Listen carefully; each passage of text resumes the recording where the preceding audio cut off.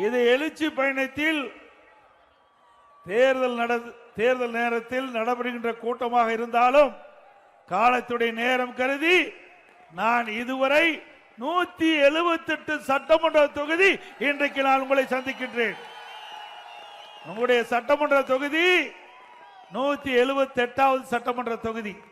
இந்த 178 சட்டமன்ற தொகுதியிலும் மக்களுடைய வரவேற்பு அபரிதமாக இருந்தது. இந்த 177க்கு பிறகு 178வது எழுச்சி பயணம் திருத்தணி சட்டமன்ற தொகுதியிலே நடைபெற்றுக் கொண்டிருக்கிறது. இங்குதான் அதிக அளவு மக்கள் வெள்ளத்தை பார்க்கின்றேன். அடுத்த ஆண்டு நடைபெறுகின்ற சட்டமன்ற பொது தேர்தலில் திருத்தணி சட்டமன்ற தொகுதி அண்ணா திமுக வேட்பாளர் வெற்றி பெற்று விட்டார். இது எழுச்சி பயண நிகழ்ச்சிகள் அல்ல, வெற்றி விழா பொதுக்கூட்டம் போல் காட்சி அளிக்கிறது.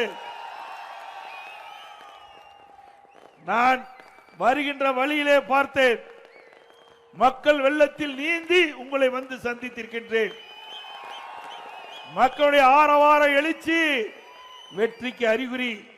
கிராமத்திலே ஒரு பழமொழி சொல்லுவார்கள், விவசாயிகள் விளையும் பயிர் முளையிலே தெரியும் என்று சொல்வார்கள். நம்முடைய வெற்றி நம்முடைய எழுச்சியிலே பார்க்க முடிகிறது. இன்றைக்கு யாரோ பேசிக் கொண்டிருக்கின்றார்கள், புதிதாக கட்சி தொடர்பு பேசுகிறார். ஏற்கனவே ஆளுகின்ற கட்சி அவர்களும் பேசுகின்றார்கள்.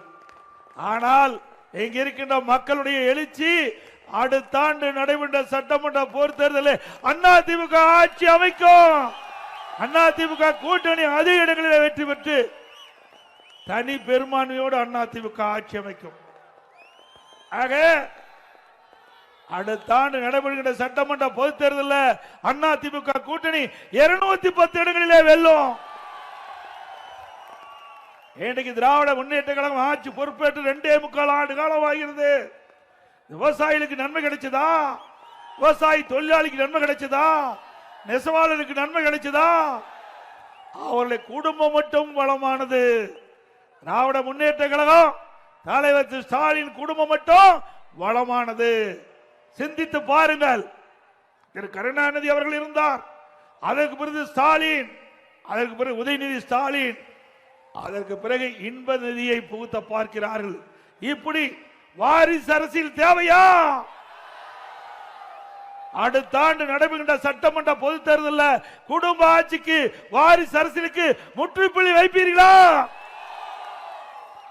இது என்ன மன்னர் பரம்பரையா? கருணாநிதி குடும்பம் ஏன் மற்றவர்கள் ஆளக்கூடாதா? இங்க இருக்கின்றவர்கள் யார் வேணாலும் நாட்டை ஆளக்கூடிய தகுதி படைத்தவர்கள். ஒரு குடும்பம் வாழ 8 கோடி மக்களுடைய வரிப்பணத்தை சுருண்டிக் கொண்டிருக்கின்றார்கள். ஆக அந்த ஒரு குடும்பம் வாழ்வதற்கு மக்களை வாட்டி வதைத்துக் கொண்டிருக்கின்றார்கள். அப்படிப்பட்ட ஆட்சி தொடர வேண்டுமா? சிந்தித்து பாருங்கள். விலைவாசி விண்ணை முட்டுகின்ற அளவுக்கு உயர்ந்து விட்டது. இதை பற்றி முதலமைச்சர் கவலைப்படல. திரைப்படம் பார்த்து ரசித்துக் கொண்டிருக்கின்றார். விவசாயி டெல்டா மாவட்டத்தில் விவசாயிகள் கடுமையாக மழை வெள்ளத்தால் பாதிக்கப்பட்டுட்டாங்க. பயிர்கள் எல்லாம் அழுகிவிட்டது, நெற்பயிர்கள் அழுகிவிட்டது. அதை காண முதலமைச்சர் செல்லவில்லை, திரைப்படம் பார்த்துக் கொண்டிருக்கின்றார். அது மட்டுமல்ல, அதில் பாதிக்கப்பட்ட அந்த விவசாயிகள் அங்கே போராட்டம் நடத்தி கொண்டிருக்கின்றார்கள். அந்த நெற்பயிரை ஒரு ட்ரெயின்ல தலைமை செயலகத்தில் கொண்டு வந்து காட்டுறாங்க. அப்படிப்பட்ட முதலமைச்சர் தான் இன்றைய முதலமைச்சர் ஸ்டாலின் அவர்கள். அந்த நெற்பயிர் பாதிக்கப்பட்ட விவசாயி நெற்பயிர நடவு செய்து விளைகின்ற அந்த நெற்பயிர் எவ்வளவு கஷ்டப்பட்டு அந்த விவசாயி நெற்பயிரை நடவு செய்து போய் எண்ணி பார்க்க வேண்டும். விவசாயம் என்பது சாதாரண விஷயம் அல்ல. கடின உழைப்பு, வெயிலையும் மழையும் பொருட்படுத்தாமல் ரத்தத்தை வேர்வையாக சிந்தி உழைக்கின்ற ஒரு விவசாயி, விவசாய தொழிலாளி. அப்படிப்பட்ட விவசாயி மதிக்காத முதலமைச்சர் இன்றைய முதலமைச்சர் ஸ்டாலின் என்பதை நாம் எண்ணி பார்க்க வேண்டும். விவசாயிகள் விளைவித்த நெல்லை கூட முழுமையாக கொள்முதல் செய்ய முடியாத அரசாங்கம் விடியா திமுக அரசாங்கம். இன்றைக்கு ஒரு விவசாய தொழிலாளி 2 பேரும் சேற்றில் கை வைத்தால்தான் நாட்டு மக்களுக்கு உணவு கொடுக்கும். இந்த உணவை கொடுப்பவர் விவசாய தொழிலாளி. எது வேணாலும் இல்லாமல் இருக்கலாம், உணவு இல்லாமல் ஒருவர் வாழ முடியாது, தண்ணீர் இல்லாமல் வாழ முடியாது. ஆக இந்த நாட்டிற்கு உணவளிக்கின்ற மனிதன் விவசாய தொழிலாளி. அவள் படுகின்ற துன்பத்தை இந்த ஆட்சியாளர் கண்டுகொள்ளவில்லை என்பதை நினைவுபடுத்துகின்றேன். அது மட்டுமல்ல, திராவிட முன்னேற்ற கழக தேர்தல் அறிக்கையில் திராவிட முன்னேற்ற கழகம் ஆட்சிக்கு வந்தவுடன் ஒரு குவிண்டாலுக்கு 2500 ரூபாய் நெல்லுக்கு விலை கொடுப்பதா சொல்றாங்க. ஒரு குவிண்டால் நெல்லுக்கு 2500 ரூபாய் ஆதார விலை கொடுப்பதா சொன்னாங்க. இதுவரைக்கும் கொடுக்கல. ஒரு டன் கரும்புக்கு ஆதார விலை 4000 ரூபாய் கொடுப்பதா சொன்னாங்க. கொடுத்தாங்களா? இப்படி விவசாயிகளை ஏமாற்றி வாக்குகளை பெற்று ஆட்சிக்கு வந்த பிறகு விவசாயிகளுக்கு துரோகம் செய்கின்ற அரசு திரு ஸ்டாலின் அரசு என்பதை நாம் எண்ணி பார்க்க வேண்டும். அது மட்டுமல்ல, விவசாயிகளுக்கு அதிமுக ஆட்சி இருக்கின்ற பொழுது 2 முறை அவள் தொடக்க வேளாண் கூட்டுறவு வங்கியிலே வாங்கிய பயிர்க்கடன் தள்ளுபடி செஞ்சோம். விவசாயிகளுக்கு 24 மணி நேரம் அவருடைய மின் மோட்டார் இயங்குவதற்கு தடையில்லா மின்சாரம் கொடுத்தோம், மும்முனை மின்சாரம் கொடுத்தோம். அதையும் நீங்க நிறுத்திட்டீங்க. ஆக விவசாயிகளுக்கு எந்த நன்மையும் செய்யாத ஒரே அரசாங்கம் திராவிட முன்னேற்ற கழக அரசாங்கம் என்பதை நாம் எண்ணி பார்க்க வேண்டும். அது மட்டுமல்ல, இன்னைக்கு பார்த்திருப்பீங்க, சட்ட ஒழுங்கு அடியோடு சீர்கட்டு விட்டது. எங்கே பார்த்தாலும் போதை ஆசாமிகள். அதனால கொலை, கொல்ல, திருட்டு, வழிப்பறிவு, பாலியல் வன்கொடுமை நடக்காத நாளே இல்லை. இன்றைக்கு கூட அந்த பத்திரிகையில பார்த்திருப்பீங்க, சென்னையிலிருந்து திருத்தணிக்கு வருகின்ற ரயில்ல ஒரு வட மாநிலத்தை சேர்ந்த ஒரு இளைஞர் அந்த ரயில் வரார். அந்த ரயில் வருகின்ற பொழுது ரீல்ஸ் எடுத்துக்கொண்டு 4 சிறுவர்கள் துன்பப்படுத்துறாங்க. பிறகு அவர் ரயிலிருந்து இறங்கி நடந்து போகும்போது அவரை கடுமையாக கொடூரமாக அந்த வீச்சு அருவாளால் தாக்கப்பட்டு அவர் துடிதுடிக்க இருக்கிறார். எல்லா வலைதளங்களும் வந்திருக்குது. அந்த காட்சி பதைக்கிறது. சிந்தித்து பாருங்கள். நாட்டு மக்களுக்கு பாதுகாப்பு இல்ல, சிறுமிக்கு பாதுகாப்பு இல்ல, பாட்டிமாருக்கு கூட பாதுகாப்பு இல்லாத ஒரே ஆட்சி அவள ஆட்சி, திமுக ஆட்சி. இன்றைக்கு திராவிட முன்னேற்ற கழகத்தை சேர்ந்த பெரும்பாலானோர் தான் இந்த போதை விற்பனைக்கு துணை நிற்பதாக இன்றைக்கு பரவலாக பேசப்படுகிறது. திரு ஸ்டாலின் அவர்களே, உங்களுடைய ஆட்சிக்கு வந்த பிறகு ஓராண்டிலே நான் எச்சரிக்கை கொடுத்தோம், சட்டமன்றத்திலே பேசினோம், தொலைக்காட்சியின் வாயிலாக பேட்டி கொடுத்தோம், அறிக்கையின் வாயிலாக வெளிப்படுத்தினோம். தமிழகத்தில் போதை நடமாட்டம் அதிகரித்திருக்கின்றது, அதை கட்டுப்படுத்துங்கள். இளைஞர்கள், மாணவர்கள் இந்த போதைக்கு அடிமையாகி சீரழிக்கக்கூடிய நிலை தமிழகத்தில் ஏற்பட்டுள்ளது.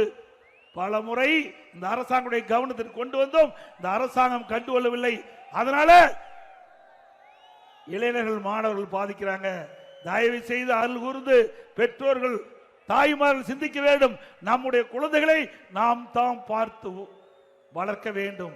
இந்த ஆட்சியை நம்பி பிரயோஜனம் இல்லை. நாம் கண்ணும் கருத்துமாக நம்முடைய செல்வம் நம்முடைய குழந்தைகள் தான். நம்முடைய குழந்தைகள் தான் நம்முடைய செல்வம். அந்த செல்வம் இந்த ஆட்சியிலே அழியக்கூடிய ஏற்பட்டு விட்டது. சிந்திச்சு பாருங்க. திருநெல்வேலியில ஒரு பள்ளிக்கூடத்தில் 9ஆம் வகுப்பு படிக்கின்ற மாணவி சரக்கு சாப்பிடுறாங்க. 9ஆம் வகுப்பு மாணவி, எல்லா தொலைக்காட்சியிலையும் பார்த்திருப்பீங்க. இன்றைக்கு மது அருந்துறாங்க. எவ்வளவு கேவலம்!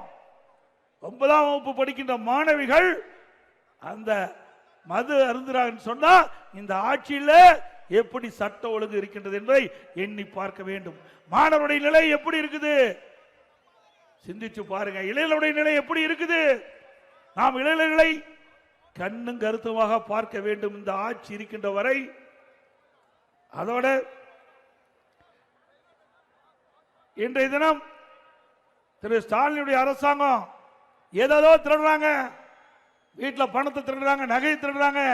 இப்ப உடம்பில் இருக்கிற நம் உடம்பில் இருக்கின்ற உள் உறுப்பு கிட்னி திருடுறாங்க. இந்த ஆட்சியில கிட்னி திருடுறாங்க. கேவலமான ஆட்சி.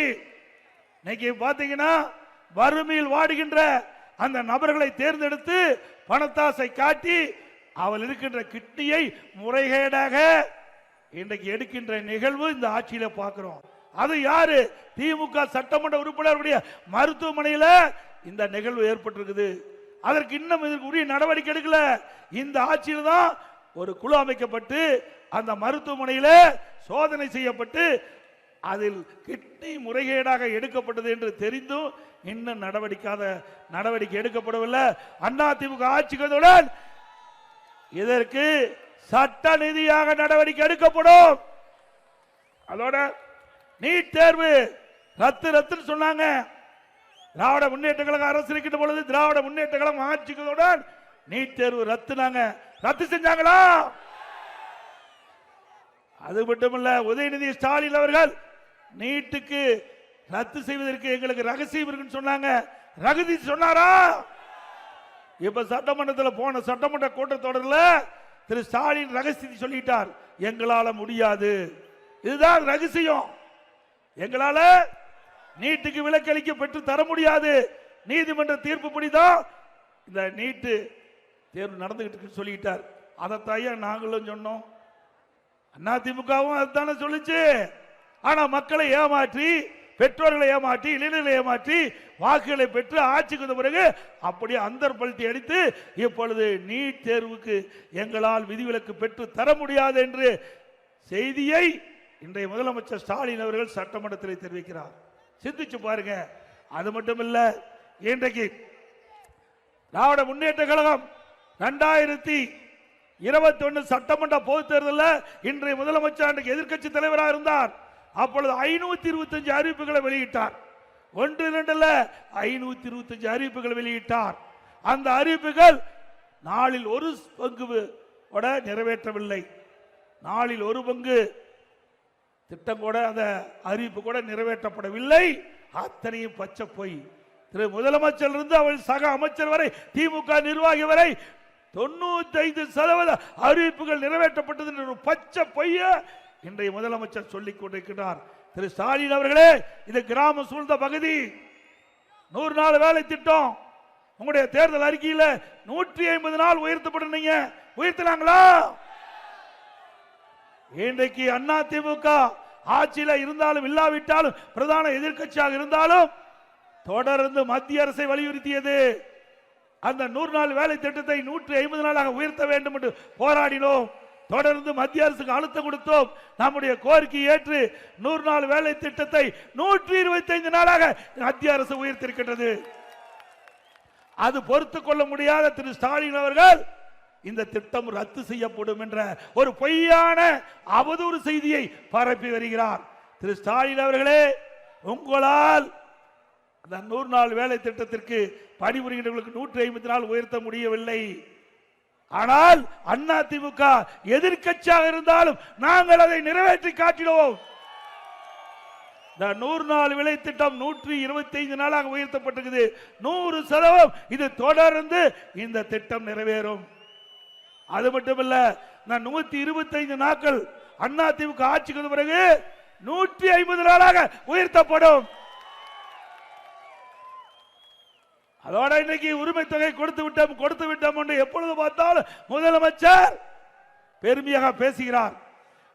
திராவிட முன்னேற்ற கழகம் தேர்தல் நேரத்தில் சொன்னாங்க, ஆட்சிக்கு வந்தவுடன் அந்த ஏழை மக்கள் குடும்ப தலைவிக்கு உரிமை தொகை 1000 ரூபாய் கொடுப்பதா சொன்னாங்க. கொடுத்தாங்களா? உடனே கொடுக்கல. 28 மாதம் நாங்கள் போராடணும். பிரதான எதிர்க்கட்சி தலைவர் என்ற முறையில் தொடர்ந்து முதலமைச்சரை கேள்வி கேட்டோம். நீங்க கொடுக்கப்பட்ட வாக்குறுதி ஆட்சிக்கு வந்தவுடன் குடும்ப தலைவிக்கு மாதந்தோறும் 1000 ரூபாய் வழங்குவதாக சொன்னீங்க, ஏன் இதுவரைக்கும் கொடுக்கல? நாங்க பேசணும், எங்களுடைய சட்டமன்ற உறுப்பினர் பேசினாங்க, பொதுக்கூட்டத்தில் பேசணும், அறிக்கை வெளியிட்டோம். வேற வழி இல்லாம 28 மாதம் கழிச்சு அதிமுக கொடுக்கப்பட்ட அழுத்தத்தின் காரணமாக தான் மாதந்தோறும் 1000 ரூபாய் நம்முடைய குடும்ப தலைவிக்கு கிடைத்திட்டு இருக்குது. இப்பொழுது 17 லட்சம் பேருக்கு விதிகளை தளர்த்தி இன்றைக்கு வந்து கொடுப்பதாக அறிவிச்சிருக்கிறாங்க. நிபந்தனையை தளர்த்தி 17 லட்சம் பேருக்கு இந்த உரிமை தொகை கொடுப்பதாக அறிவிச்சிருக்கிறாங்க. ஏன் அப்பொழுது இந்த நிபந்தனையை தளர்த்தி கொடுத்திருக்கலாம்ல? இன்னும் 5 மாசம் தான் இருக்குது. அதனால அவருடைய ஓட்டு தேவை. மக்களுடைய செல்வாக்கை இழந்து விட்டார் திரு ஸ்டாலின் அவர்கள். அதனால வேற வழி இல்லாம 17 லட்சம் பேருக்கு நிபந்தனை தளர்த்தி மாதந்தோறும் 1000 ரூபாய் கொடுப்பதாக அறிவிச்சிருக்கிறாங்க. இன்னும் 5 மாசம் தான் இவர்கள் கொடுக்கிறாங்க. ஆனா அண்ணா திமுக ஆட்சி இருக்கின்ற பொழுது அப்பொழுது நாங்கள் தெரிவித்தோம், தேர்தல் அறிக்கையில குறிப்பிட்டோம், 2021 சட்டமன்ற தேர்தல் அறிக்கையில குறிப்பிட்டோம், அண்ணா திமுக சார்பா அண்ணா திமுக ஆட்சிக்கு வந்தா குடும்ப அந்த பெண்களுக்கு குடும்ப அட்டைக்கு மாதந்தோறும் 1500 ரூபாய் கொடுப்பா சொன்னோம். 2021 தெரிவித்தோம்.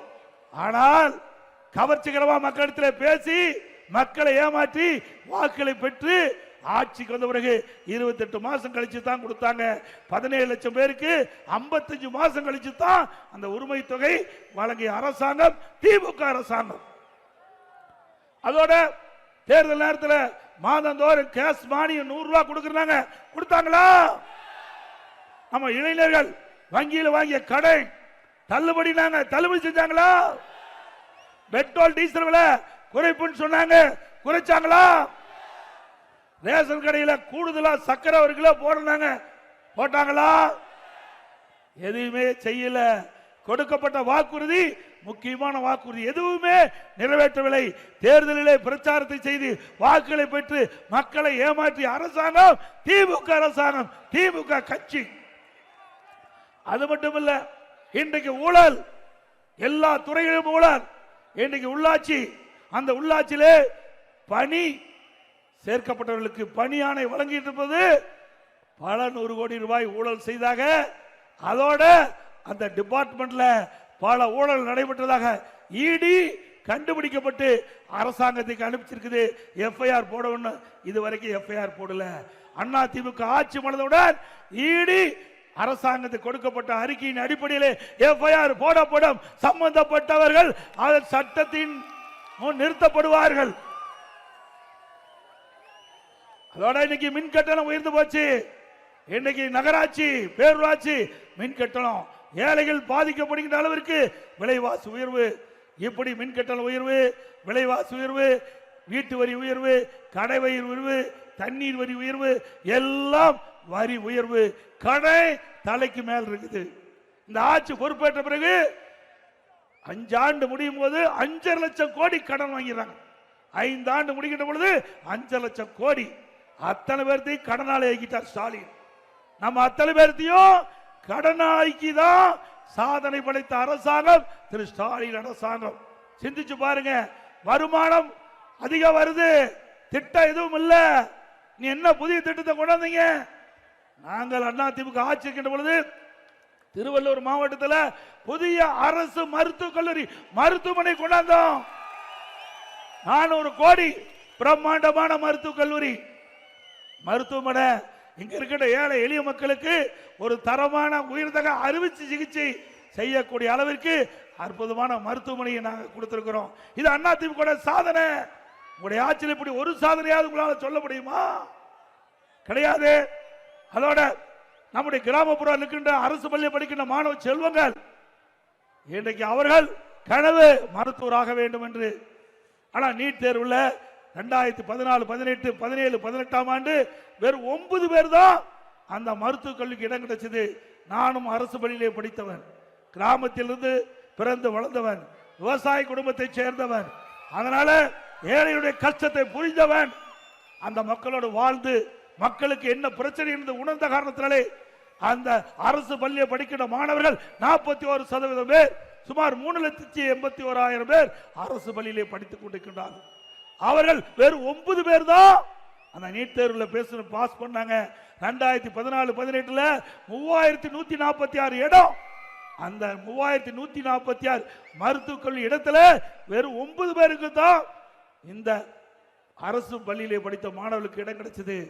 அதனால 7.5% உள்ளிட ஒதுக்கீடை கொண்டு வந்து சட்டம் இயற்றப்பட்டு அமுல்படுத்தப்பட்டு இன்றைய தினம் 3000 பேர் அரசு பள்ளியை படிக்கின்ற ஏழை எளிய குடும்பத்தை சேர்ந்த விவசாயி தொழிலாளி, ஏழை தொழிலாளி, நடுத்தர குடும்பத்தை சேர்ந்த மாணவ மாணவி இன்றைக்கு மருத்துவக் கல்விக்கு இடம் கிடைச்சி மருத்துவக் கல்வி பயின்று இருக்கிறாங்க. இந்த மருத்துவக் கல்வி இடம் கிடைச்சாலும் ஒரு ஏழை குடும்பத்தை சேர்ந்தவர்களா இருந்த காரணத்தால அந்த மருத்துவக் கல்வி கட்டணம் கட்ட முடியல. அதனால அண்ணா திமுக அரசு இருக்கின்ற பொழுது அந்த இடம் தேர்வு செய்யப்பட்டவர்களுக்கு அரசாங்கமே அந்த மருத்துவக் கல்வி கட்டணத்தை செலுத்தும் என்று உத்தரவு போட்டு ₹1 செலவு இல்லாம அரசு பள்ளியை படிக்கின்ற மாணவர்களுக்கு இந்த 7.5 உள் இடஒதுக்கீட்டின் மூலமாக இன்றைக்கு சேர்ந்து படித்துக் கொண்டிருக்கின்ற நிலை அதிமுக ஆட்சியிலே பார்க்க முடியும். அதோட கிராமத்திலிருந்து நகரம் வரை ஏழை மக்கள் அதிகமாக வசிக்கிற பகுதி கிட்டத்தட்ட 10 கிலோமீட்டர் 15 கிலோமீட்டர் நகரத்துக்கு சென்றால்தான் மருத்துவ வசதி கிடைக்கும். அப்படி கிராம பகுதியிலே இருக்கின்ற மக்களுக்கு அந்த ஏழை மக்களுக்கு அந்த பகுதியிலேயே சிகிச்சை அளிக்கக்கூடிய அற்புதமான திட்டம் அம்மா மினி கிளினிக் திட்டம். சுமார் 2000 அம்மா மினி கிளினிக் கொண்டு வந்தோம். அந்த ஏழை மக்கள் அதிகம் வசிக்கின்ற பகுதியில் அந்த அம்மா மினி கிளினிக்கை திறந்து அங்க ஒரு எம்பிபிஎஸ் டாக்டர் ஒரு செவிலியர் மருத்துவ உதவியாளர் நியமிக்கப்பட்டு அந்த பகுதி மக்களுக்கு உயர்தர சிகிச்சை அளித்தோம். அது பொறுத்துக் கொள்ள முடியாது. திரு ஸ்டாலின் அவர்கள் அந்த திட்டத்தை ரத்து செஞ்சார். திரு ஸ்டாலின் அவர்களே மீண்டும் அதிமுக ஆட்சி மலரும். இந்த ஏழை மக்களுக்கு கிராமத்திலிருந்து நகர வரை ஏழை மக்கள் வசிக்கின்ற பகுதியிலே 4000 அம்மா மினி கிளினிக் திறக்கப்படும். தாலிக்கு தங்கம் இந்த ஆட்சியில் நிறுத்தப்பட்டுட்டாங்க. திருமண உதவி திட்டம் நிறுத்தப்பட்டு விட்டது. மீண்டும் அதிமுக ஆட்சியில் திருமண உதவி திட்டம் தொடரும். இந்த திட்டத்தின் வாயிலாக மணப்பெண்ணுக்கு பட்டு சேலை, மணமகனுக்கு பட்டு வேஷ்டி வழங்கப்படும். ஒவ்வொரு தீபாவளி என்றும் நம்முடைய தாய்மார்களுக்கும் சகோதரிக்கும் தரமான புடவை சேலை வழங்கப்படும். அதே போல இன்னைக்கு அதிமுக ஆட்சிக்கு கொரோனா காலம் 11 மாசம் மக்களுக்கு வேலை இல்லை. அப்படிப்பட்ட காலகட்டத்தில் கூட ஆல் பாஸ் போட்டு கொடுத்தோம். எல்லா மாணவருக்கும் ஆல் பாஸ் போட்டு கொடுத்தோம். இது அதிமுக ஆட்சியுடைய சாதனை. அது மட்டுமல்ல, இன்றைக்கு இந்த கிராமத்திலிருந்து நகர வரை ஏழை மக்களுக்கு வீடு இல்லாமலுக்கு அதிமுக அரசு பிரமாண்டமான கான்கிரீட் வீடு கட்டி கொடுக்கப்படும். பட்டியலின மக்களுக்கு ஏழை மக்களுக்கு அற்புதமான கான்கிரீட் வீடு கட்டி கொடுக்கப்படும். கைத்தறி நெசவாளர்களுக்கு அதிமுக ஆட்சியில் அற்புதமான கான்கிரீட் வீடு கட்டி கொடுக்கப்படும். அதோட இந்த பகுதியில் 4000 நகரத்தில் இருக்கின்ற 4000 குடும்பங்களுக்கு பட்டா இல்லை என்று குறிப்பிட்டார்கள். அதிமுக ஆட்சி மலர்ந்தவுடனே நத்தம் புறம்போக்கில் வசிக்கின்ற அந்த மக்களுக்கு 4000 குடும்பங்களுக்கு பட்டா வழங்கப்படும்.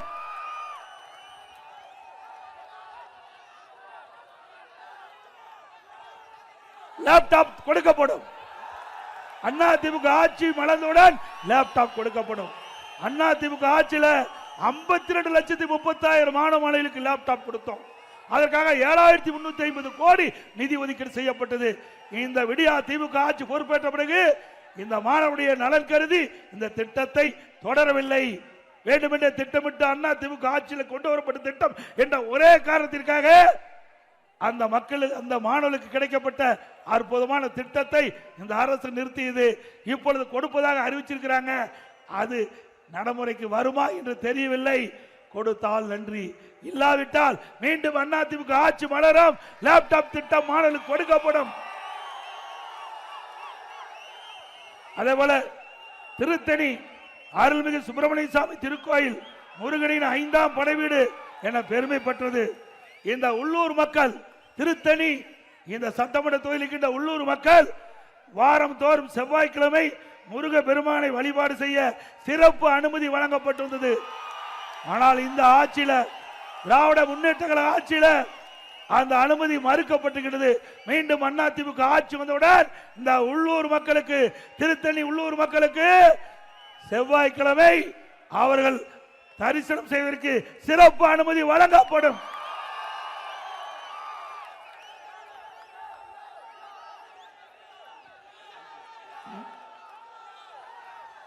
அதே போல அதிமுக ஆட்சி இருக்கின்ற பொழுது நான் முதலமைச்சர் இருக்கும் போதுதான் தைப்பூசத்திற்கு விடுமுறை விட்டோம்.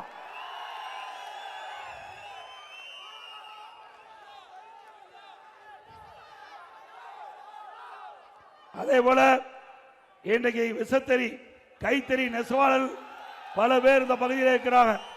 அந்த நெசவு தொழில் இன்றைக்கு சரிந்து போயிருக்குது. மீண்டும் அதிமுக ஆட்சிக்கு வந்த பிறகு கைத்தறி தொழில் சிறக்க, விசத்தறி தொழில் திறக்க நடவடிக்கை எடுக்கப்படும். அதிமுக ஆட்சி கண்ட பொழுது இன்றைக்கு நம்முடைய கைத்தறிக்கு 200 யூனிட் விலை இல்லாம கொடுத்தோம், விசத்தறிக்கு 750 யூனிட் கொடுத்தோம். அதோட அந்த கைத்தறி துணிகள் தேக்க நிலை அடைந்தது. என்னிடத்திலே கைத்தறி நெசவாளர்கள் பெருமக்கள் என்னை சந்தித்து கோரிக்கை வைத்தார்கள், கைத்தறி துணி தேங்கி விட்டது, அதற்கு ரிபேட் கொடுக்க வேண்டும் சொன்னாங்க. 350 கோடி அதிமுக அரசு கொடுத்து நெசவாளரை வாழ வைத்த அரசாங்கம் அதிமுக அரசாங்கம். நெசவாளருக்கு பசு வீடு கட்டி கொடுத்தது அதிமுக ஆட்சி என்பதை இந்த நேரத்தில் தெரிவித்து